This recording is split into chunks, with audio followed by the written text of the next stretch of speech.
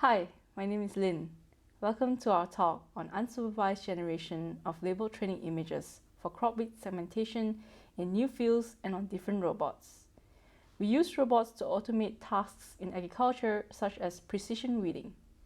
In precision weeding, we need to know where the weeds are in the field, and we do this by performing the task of CropWeed segmentation. In CropWeed segmentation, we take in as input an RGB image. We then need to classify every single pixel in this RGB image as either a crop, a weed, or a background class. Throughout this presentation, we will denote crops as green, weeds as red, and background as black. The task of CropWeed segmentation is typically done using machine learning methods, such as deep neural networks. We train these deep neural networks using label data. Throughout our presentation today, we'll be looking at how we are able to generate labeled data that we can use to train our deep neural networks. We would like to generate labeled data automatically because manual labeling is extremely expensive. And we are able to generate this labeled data by leveraging on style mixing by StyleGun2. Here are some example images and their labels that we have generated. Being able to generate new data is especially important when we have a new robot or a new field, because this will cause a domain shift that degrades the performance of our machine learning methods. Let's illustrate this with an example. We start with the original domain or the source domain.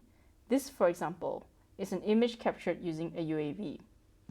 These RGB images can then be manually labeled, and these image label pairs can be used to train a deep neural network. This network can then perform CropWeed segmentation within this domain fairly well, even on the test set. But the problem starts when we have a new domain, what we call the target domain.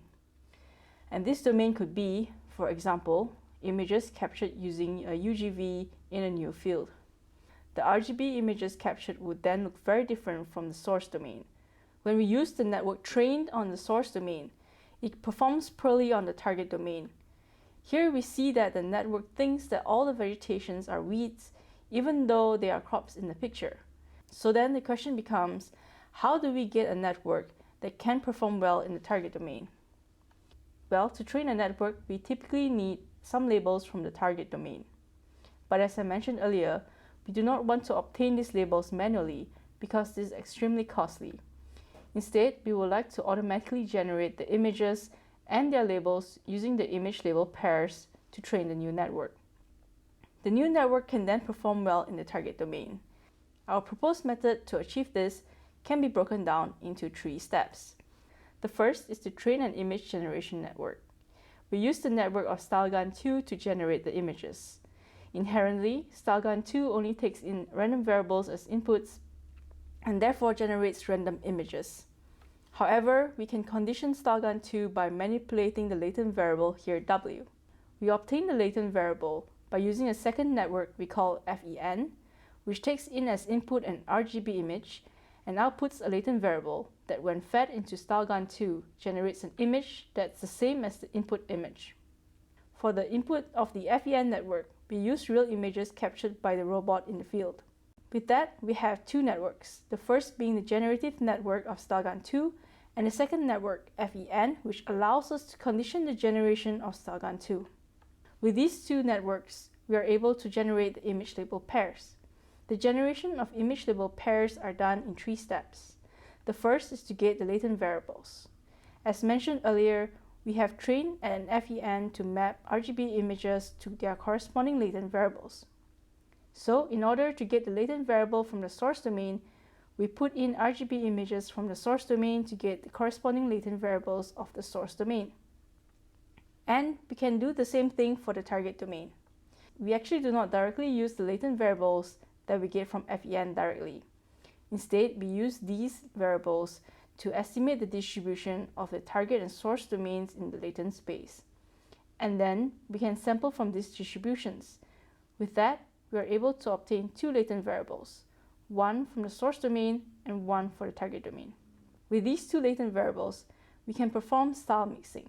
Style mixing is a property of StyleGun, and it starts with 2 latent variables. Here, the first latent variable is from the source domain and the second latent variable is from the target domain.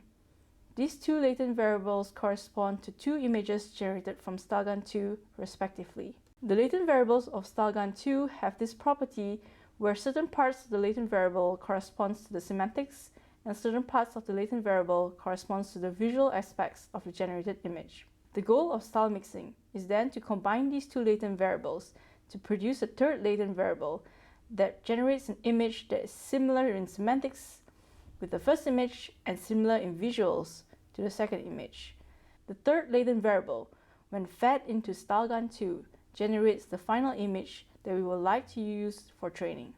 Finally, we finish by getting the label that corresponds to the generated image.